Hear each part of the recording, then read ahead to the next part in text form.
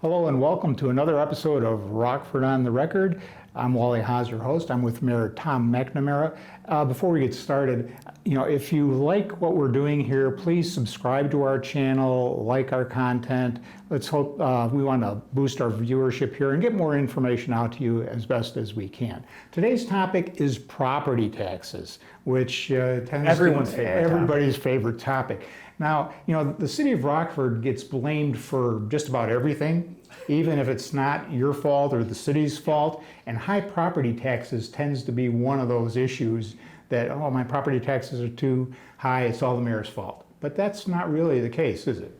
It really isn't, and it shouldn't be. So a couple of things people should realize that the city of Rockford, our portion of your tax bill is about 22% of the entire tax bill. So that's all your public works, the street services, that's your snow removal, plus we have police and fire, and then you have all the other operations from economic development to our human services department and so many others that all roll into that. So we're 22% of your tax bill. So 22%, that seems like quite a bargain for all the services you just described. I think it really is. I think, and I will say, we too need to continue to be better. And so what we've done is we have actually dropped our property tax levy. So the amount of money we ask from you as citizens, 2 of the last 5 years, which saves citizens a total of $17 million that we could have received. And we have not increased our property taxes in 9 years. This will be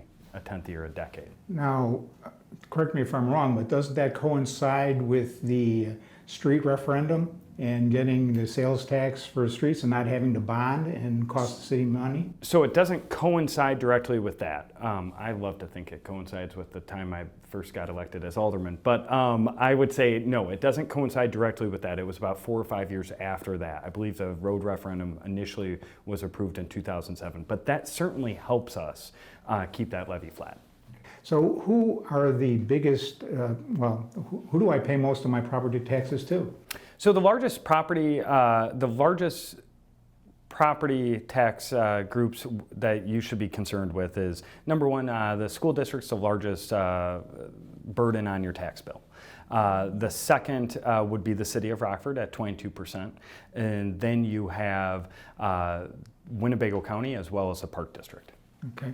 What are some, there must be, I think, 10 different bodies that tax us? Yeah, there's actually more than 10 different taxing bodies on your tax bill if you live in Rockford. And I think one of the things that is frustrating is some people say, well, oh, this is a small taxing body and it's just a small increase. Every increase matters. And so what we have been trying to do, I've been teaming up with Aaron Jarrett over at Rockford Public Schools because they too have not increased their property taxes, I believe, in a decade. And so we've been teaming up, telling all of the taxing bodies, do not raise your levy because even the smallest increase makes a long-term negative impact. So just think about this. In 2017, our property tax rate was over 15.5%. With the work that we're doing and that coupled with the increases in property values, that tax rate has dropped to below 12.5%. Still way too high, I get that. But this year is really critical. This is the quadrennial when they assess everyone's property values, and this is a year if we can all not increase our levy, and if some can even decrease it, we can make a big impact. Well, I would appreciate that, Mr. Mayor, if I paid a little bit less in taxes. I would too. So I think that's it. You covered it quite well. That's it for this episode of Rockford on the Record. We'll see you the next time.